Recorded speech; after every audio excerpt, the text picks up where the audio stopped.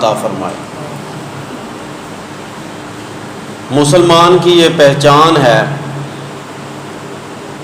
کہ اس کے دل میں ایثار اور ہمدردی کا جذبہ کوٹ کوٹ کے بھرا ہوتا ہے۔ وہ کہتا ہے کہ میرے پاس ہو نہ ہو لیکن اگلا آدمی بھوکے پیٹ نہیں سونا چاہیے۔ یہ تربیت پیارے پیغمبر صلی اللہ علیہ وسلم کی تربیت ہے۔ آپ نے وہ مشہور واقعہ سنا ہے کہ مدینہ منورہ میں ایک دن ایک مہمان آ گیا۔ اللہ کے نبی کا مہمان تھا۔ آپ نے کہا اپنے خادموں سے کہ جاؤ میرے گھروں میں پتہ کر کے آؤ کوئی چیز ہے کہ نہیں۔ وہ تمام ازواج مطہرات کے گھر گیا، اسے کھانے کی کوئی چیز نہ ملی۔ تب اس نے واپس آ کر کہا کہ جناب کسی کے گھر میں کھانے کی کوئی چیز نہیں۔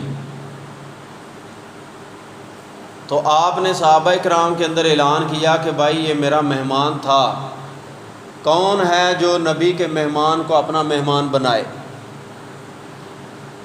صحابہ کی جماعت بھی ایسے بیچارے لٹے پٹے گئے ہوئے تھے۔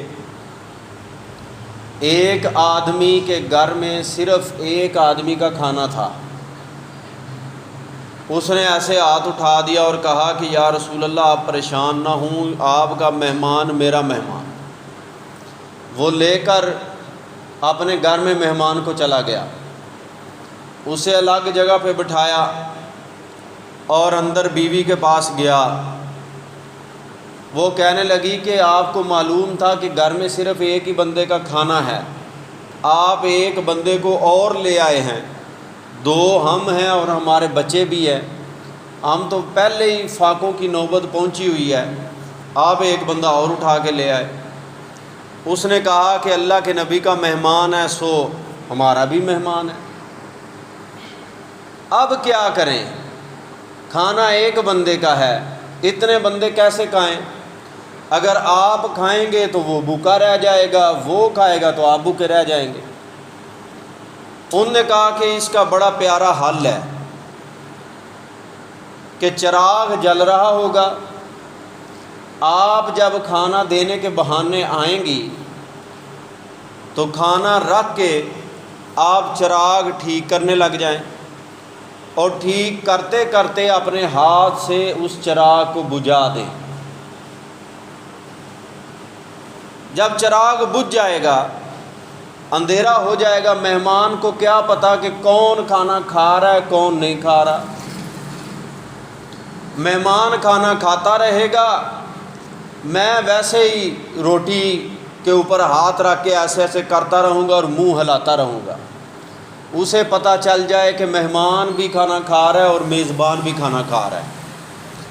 چنانچہ اب دیکھیے حل کیسا نکالا، اور کھانا رکھ دیا، بیوی آئی، چراغ ٹھیک کرنے کے بہانے چراغ کو بجھا دیا۔ اسی دوران یہ بندہ اپنا منہ ویسے ہی ہلاتا رہا اور مہمان نے پیٹ بھر کے کھانا کھا لیا۔ ساری رات بھوکے پیٹ گزار دی کہ نبی کا مہمان ہے، پیٹ بھر کے کھانا کھائے گا۔ اب یہاں پہ دو چیزیں ہیں، ایک تو یہ ہے کہ بندہ خود اپنی بھوک تو برداشت کر سکتا ہے، اپنے بچوں کی برداشت نہیں ہوتی۔ بچوں کی بھوک بھی برداشت کی، اپنی بھوک بھی برداشت کی، اور پھر مزے کی بات اس عورت کی ہے کہ جس عورت نے کہا کہ کوئی بات نہیں، آپ اللہ کے نبی کا مہمان لے آئے ہیں تو میں بھی مہمانی میں کسر نہیں اٹھاؤں گی۔ آج کے زمانے کی کوئی عورت ہوتی تو آپ اندازہ لگائیں کہ اس صحابی کے ساتھ کیا ہوتا۔ وہ خود بھی ساری رات باہر گزارتا، مہمان بھی ساری رات باہر گزارتا، دونوں ہی بھوکے رہتے، لیکن اس عورت کی قربانی دیکھیے اور اس صحابی کا حال دیکھیے۔ رات تو جیسے تیسے کٹ ہی جانی تھی، یہاں زندگیاں کٹ گئی ہیں۔ بھائی صاحب رات کیا چیز ہے، رات کٹ گئی۔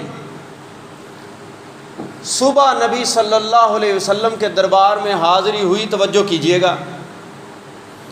حاضری ہوئی تو نبی صلی اللہ علیہ وسلم نے اس کو آتے دیکھا تو آپ کے چہرے پر مسکراہٹ تھی۔ نبی صلی اللہ علیہ وسلم نے اس کو دیکھ کر مسکرایا۔ وہ کہنے لگا کہ جناب آپ کیوں مسکرا رہے ہیں؟ کہا مجھے وہ نا تیری رات والی ساری کہانی جبرائیل نے آ کے بتا دی ہے، وہ سارا قصہ مجھ تک پہنچ گیا۔ ایک رات کی بھائی صاحب قربانی ہے، ایک رات کی، اور قرآن میں ایسا نام آیا، میں پڑھوں، ہمارے چھوٹے پڑھیں، ہمارے بڑے پڑھیں، اور استاد پڑھیں، پیر و مرشد پڑھیں، قیامت کی صبح تک اس صحابی کا نام قرآن میں پڑھا جائے گا اور اس کا واقعہ سنا جائے گا، خطبہ حضرات سناتے رہیں گے۔ صرف ایک رات ہی تھی نا، اور کھانا وہ کیا یوں سمجھے کہ 20-25 منٹ لگے ہوں گے۔ ایک رات کی قربانی نے اس صحابی کو انمول بنا دیا۔ یہ تھے ہی ایسے کیونکہ انہوں نے پرورش نبی صلی اللہ علیہ وسلم کی تربیت میں حاصل کی ہے، آپ سے سیکھا ہے انہوں نے ایثار اور ہمدردی کا جذبہ۔ گزشتہ جمعہ میں نے ایک واقعہ سنایا تھا، پانی والا پیالہ پھرتا رہا، ہر ایک دوسرے کے لیے قربانی دینے کے لیے اپنی جان کا نذرانہ پیش کر چکا تھا، لیکن پیالہ اسی کے ہاتھ میں رہا، پانی کسی نے نہیں پیا۔ ایثار اور ہمدردی کا جذبہ، اخوت کا جذبہ، اللہ اللہ۔ حضرت ابو موسیٰ اشعری رضی اللہ تعالیٰ عنہ یہ بھی صحابی ہیں۔ ایک دفعہ نبی صلی اللہ علیہ وسلم کے پاس آئے تو آپ نے فرمایا ابو موسیٰ مجھے تمہارے قبیلے کی ایک بات بہت پسند ہے، ایک عادت بہت اچھی لگتی ہے۔ ابو موسیٰ اشعری نے کہا کہ وہ کون سی عادت ہے؟ سنیے ذرا عادت سنیے۔ ان کے قبیلے کے اندر یہ رواج تھا کہ جب کسی آدمی کے ہاں غلہ ختم ہو جاتا، دانے ختم ہو جاتے، اناج ختم ہو جاتا، تو کسی کو اگر پتہ چل جاتا تو وہ سردار کے ساتھ جا کے مشورہ کرتا، تو سردار کا حکم یہ ہوتا تھا کہ سارے لوگ اپنے گھر کا سامان جتنا بھی اناج غلہ ہے وہ لا کر ایک جگہ پہ ڈھیر لگا دیں۔ سارے لوگ لے آتے، ایک جگہ پہ ڈھیر لگ جاتا، اور پھر برابر برابر پوری بستی میں وہ غلہ تقسیم کر دیا جاتا، اس طرح جس کے گھر میں غلہ نہیں اس کے گھر میں بھی غلہ پہنچ جاتا۔ اللہ کے نبی نے فرمایا جس کام کے لیے مجھے بھیجا گیا تھا، ایثار اور ہمدردی کے سبق کے لیے، تو وہ سبق تو تمہارے قبیلے کے اندر موجود ہے، مجھے تمہارے قبیلے کی یہ عادت بہت اچھی لگتی۔ اب دیکھیے ہمارے ہاں یہ سارے سلسلے ختم ہو چکے ہیں، یہ سارے رواج ختم ہو چکے ہیں۔ پرانے جو ہمارے لوگ ہیں، دادا دادی کے زمانے کے لوگ، ان کے ہاں کچھ چند ایک رواج موجود تھے کہ گھر میں جو چیز پکتی وہ ہمسائے کے گھر میں بھی پہنچا دی جاتی۔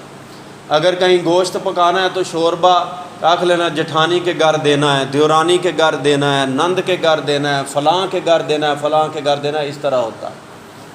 اب تو بات جو آئے تو کپچوں ہو جاتا ہے، اس کے بعد خبر نہیں ہوتی کہ کہاں گیا ہے۔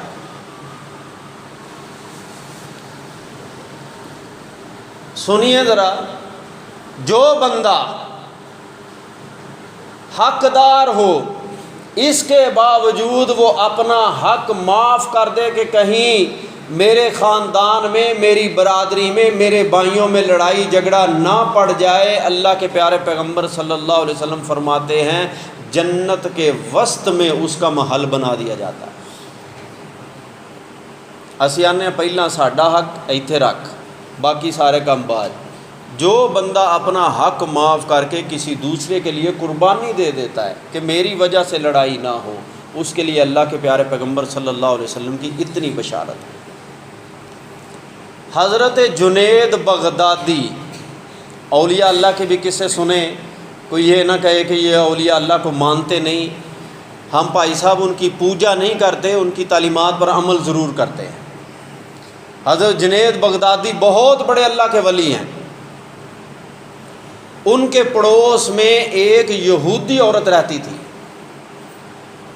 اس کا خاوند تجارت کی غرض سے باہر چلا گیا۔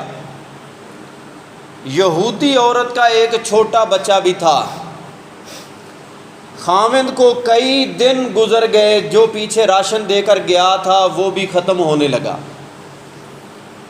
اور رات کو وہ عورت چراغ نہیں جلاتی تھی کہ اس کے پاس چراغ جلانے کے لیے تیل نہیں بچا، تو چراغ بجھ جاتا، بچہ رونے لگ پڑتا۔ حضرت جنید بغدادی بھی امیر نہیں تھے، غریب انسان تھے، اپنے گھر کا چراغ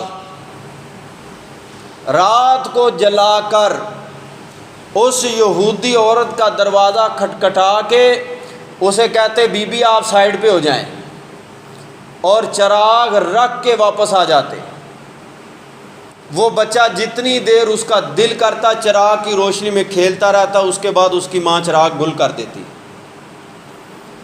ایک دن یہ واقعہ نہیں رہا، 2 دن نہیں رہا، کئی دنوں تک ایسا ہی ہوتا رہا۔ یہودی جب واپس آیا تو اس نے سارا ماجرا اس بندے کو بتا دیا۔ وہ جنید بغدادی کے دروازے پر آیا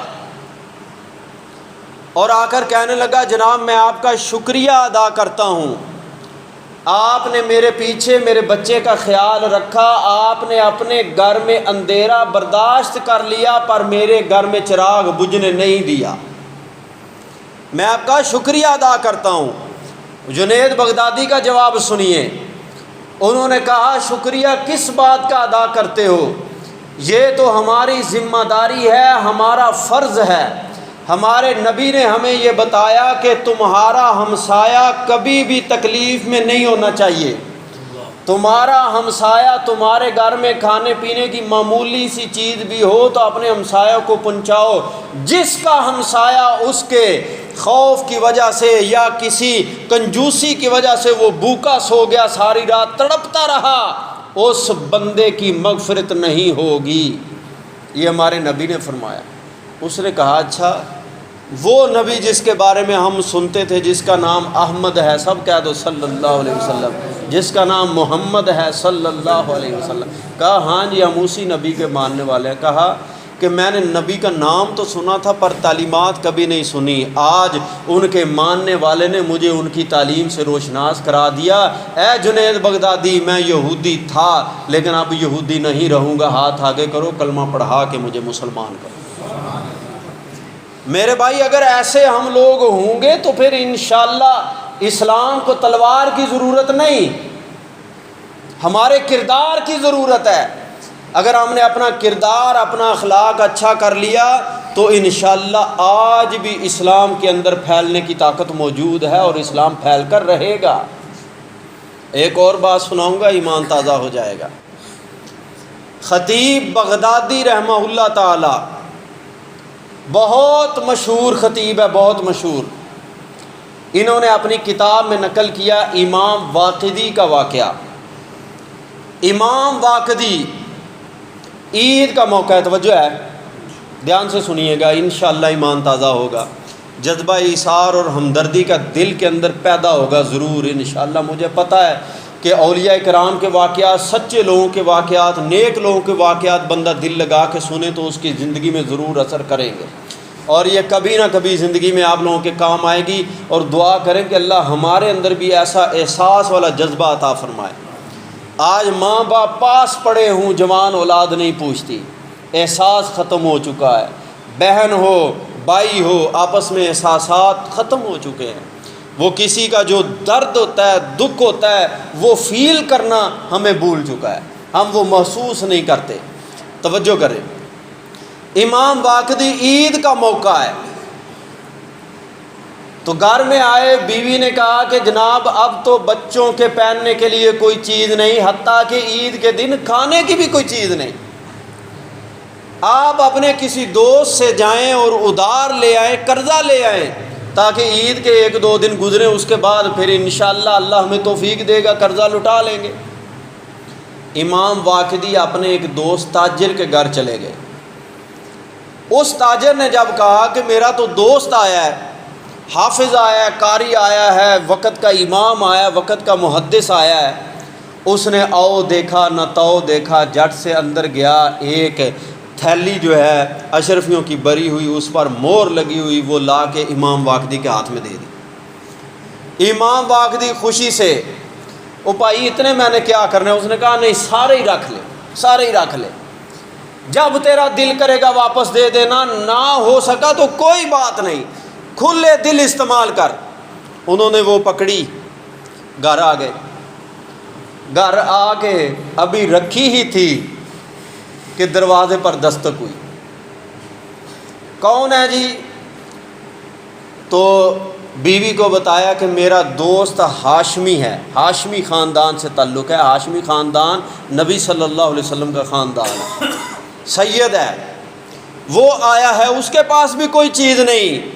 اس نے آ کے دروازہ کھٹکھٹایا اور کہا کہ واقعی کوئی چیز ہے تو مجھے دے دیں۔ میں ایسا کرتا ہوں کہ اس تھیلی، یہ تھیلی 1200 کی ہوتی ہے، 600 میں اس کو دے دیتا ہوں، 600 خود رکھ لیتا ہوں، 600 میں اس کو دے دیتا ہوں، میرا بھی ٹائم پاس ہو جائے گا، اس کا بھی ڈنگ چلا جائے گا۔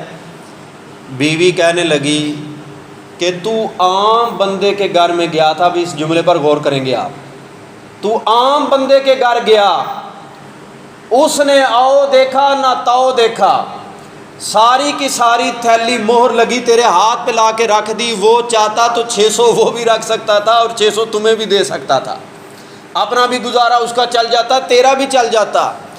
عام بندے کے دروازے پہ آپ گئے تو اس نے آپ کو خالی ہاتھ نہیں لٹایا، پوری کی پوری تھیلی مہر لگی دے دی۔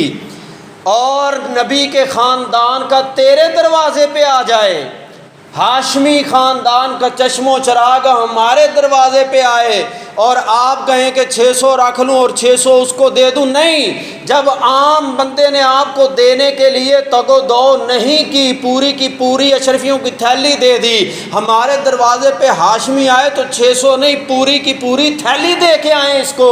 چنانچہ وہ کہتے ہیں میں نے تھیلی پکڑی اور اس ہاشمی خاندان کا جو فرد آیا تھا اس کو دے دی۔ اب میں پھر ویسے کا ویسا ہی وہ تھیلی لے کے چلا گیا، میں ویسے کا ویسا ہی رہا۔ اور میرا وہ جو تاجر دوست تھا اس کے پاس بھی ایک ہی تھیلی تھی، اس نے جو مجھے دے دی، میرے پاس آئی، وہ ہاشمی لے گیا۔ اب کیا ہوا؟ جو تاجر کے پاس تھیلی تھی وہ میں لے آیا، اب تاجر کے پاس کوئی چیز نہیں۔ وہ ہاشمی اس تاجر کا بھی دوست تھا۔ تاجر اس بندے کے پاس گیا اور جا کر کہنے لگا کہ ہاشمی بھائی عید کا موقع ہے، میرے بچوں کے کھانے کے لیے کچھ اگر آپ کے گھر سے مل جائے۔ اب ہاشمی کی قربانی دیکھیے، وہ جو تھیلی امام واقدی سے لے کے آیا تھا وہ ساری کی ساری تھیلی اس تاجر کے ہاتھ میں رکھ دی۔ اس نے بھی نہیں کہا کہ چلو 600 میں لے لوں، 600 اس کو دے دوں، میرا بھی گزارا چل جائے، اس کا بھی۔ وہ ساری تھیلی اس کے ہاتھ پہ رکھ دی۔ جب تاجر کے ہاتھ وہ تھیلی آئی تو اس نے کہا کہ یہ کہاں سے آئی ہے تیرے پاس، یہ کہاں سے آئی؟ اب راز تو کھلنا ہی تھا نا، تھیلی تو تاجر کی تھی۔ اس نے کہا یہ تیرے پاس کہاں سے آئی؟ کہا میں تو واقدی سے لایا ہوں۔ اس نے کہا واقدی کو تو میں نے دی ہے، بلاؤ واقدی کو۔ واقدی بھی آ گئے۔ اب تینوں دوستوں کا راز کھل گیا۔ اس وقت کا ان لوگوں کا حاکم تھا یحییٰ بن خالد۔ یہ واقعہ عوام میں مشہور ہوا اور کسی نے یحییٰ بن خالد کو سنا دیا، یہ گورنر تھا ان کا۔ یحییٰ بن خالد نے جب واقعہ سنا بڑا متاثر ہوا کہ یا مسلمانوں میں اتنا اثار و ہمدردی کا جذبہ۔ اس نے کہا ان تینوں کو بلائیے۔ وہ تینوں کو تینوں آ گئے۔ اس تھیلی میں 1200 درہم تھے۔ اس نے کہا میں آپ کے اثار و ہمدردی کے جذبے سے بہت متاثر ہوا ہوں، 10,000 دینار کا میں آپ کو انعام دوں گا۔ اللہ کی راہ میں کتنا دیا تھا؟ 1200 درہم۔ اللہ نے کتنا دیا؟ 10,000 دینار۔ ہاں جی، اور اب تقسیم میں کروں گا۔ یحییٰ نے کہا تقسیم میں کروں گا۔ کیسے تقسیم؟ 2,000 ملیں گے جناب اس تاجر کو، 2,000 ملیں گے ہاشمی کو، اور 2,000 ملیں گے واقدی کو۔ جناب یہ تو 6 ہو گئے ہیں، تو باقی 4۔ اور نے کہا باقی 4 اس عورت کو دینے ہیں جس عورت نے کہا تھا کہ تو عام آدمی کے گھر گیا، اس نے سارا کوئی تجھے دے دیا، تیرے دروازے پہ ہاشمی آیا اور تو کہہ رہا ہے 600 رکھ لوں اور 600 اس کو دے دوں، جا ساری اس کو دے گیا۔ 4000 اس عورت کے ہیں۔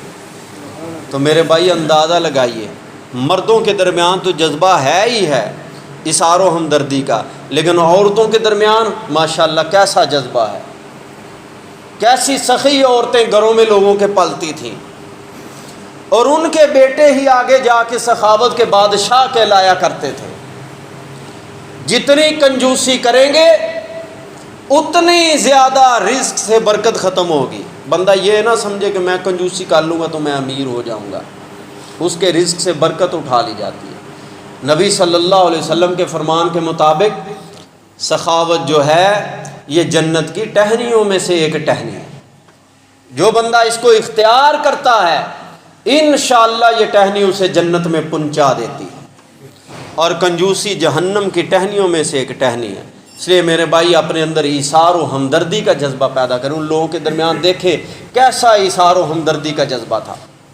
آخری بات سنا کے اجازت چاہوں گا، یہ دوسرا بٹن دبا دے، چل پڑے گا، لائٹ ہے۔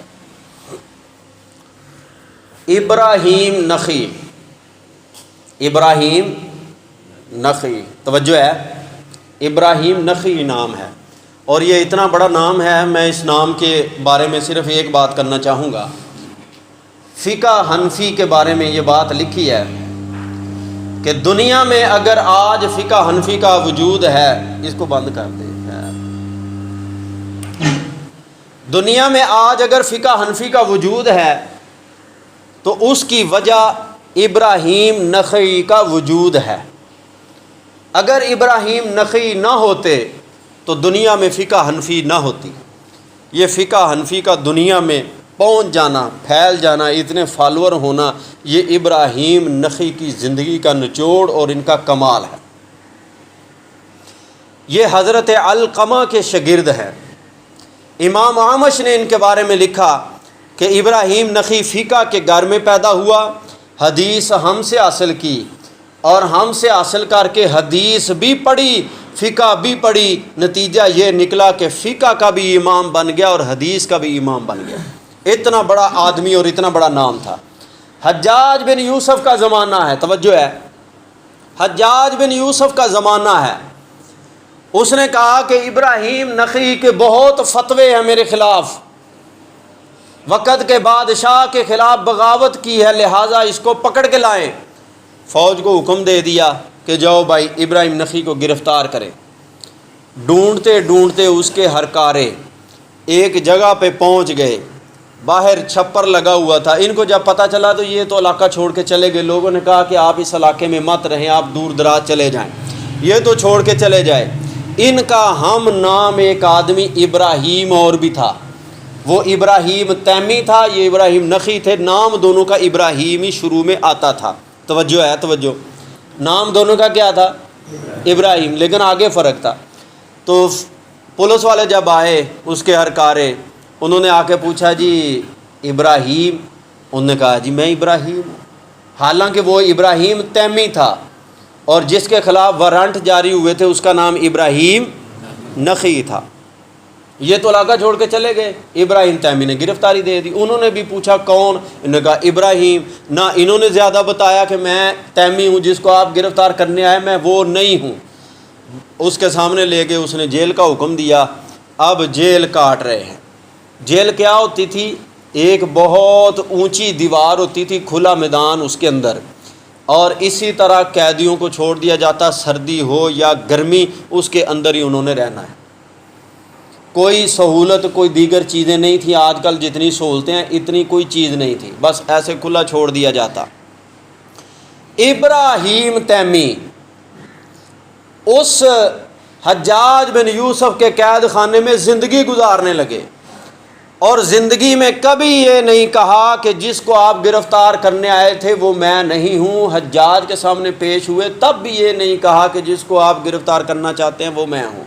زندگی گزرتی رہی۔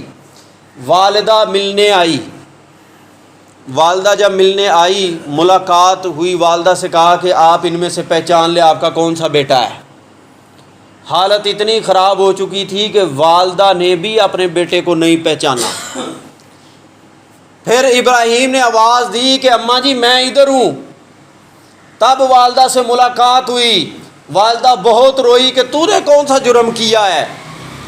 اپنی ماں کو بھی یہ نہیں بتایا کہ جس کو یہ گرفتار کرنے آئے تھے وہ میں نہیں، کوئی اور ابراہیم ہے، ماں کو بھی نہیں بتایا، اور ساری زندگی جیل میں گزار دی۔ لکھنے والوں نے لکھا کہ اسی جیل سے ابراہیم کا جنازہ نکلا۔ بعد میں مورخ نے لکھا کہ آج جو فقہ حنفی پھیلی ہے اس میں ابراہیم نخعی کا کمال تو ہے ہی ہے، لیکن ایک کمال اس ابراہیم تیمی کا بھی ہے جس نے ابراہیم نخعی کو بتایا بھی نہیں، حجاج بن یوسف کو بھی نہیں بتایا، اپنی والدہ کو بھی نہیں بتایا، کسی اور کے نام پر اپنی زندگی کی قربانی دے دی، اپنی زندگی قربان کر دی اپنے بھائی کی خاطر۔ حالانکہ نہ کوئی دودھ کا رشتہ، نہ کوئی خون کا رشتہ، نہ کوئی پیو دادے سے رشتہ، نہ کوئی برادری سے رشتہ، صرف رشتہ کیا ہے؟ لا الہ الا اللہ کا رشتہ۔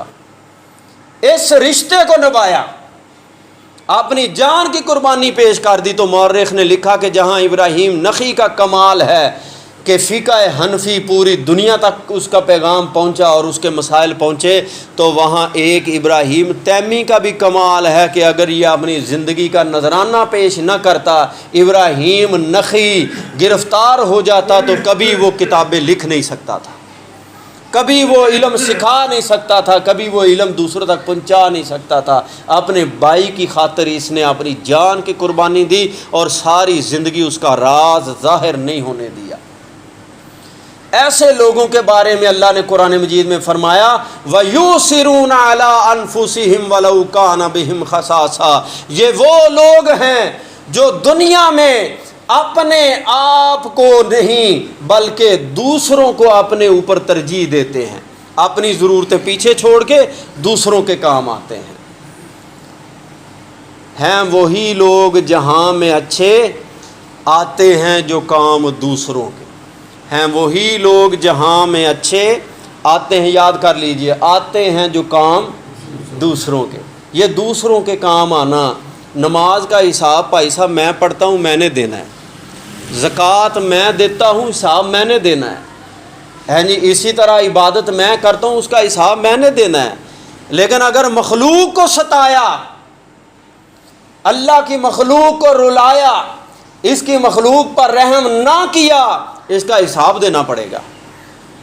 ایک عورت نبی صلی اللہ علیہ وسلم کے بارے میں اس کا تذکرہ کیا گیا، وہ عورت فوت ہو گئی، نبی نے فرمایا کہ یہ عورت جنمی ہے۔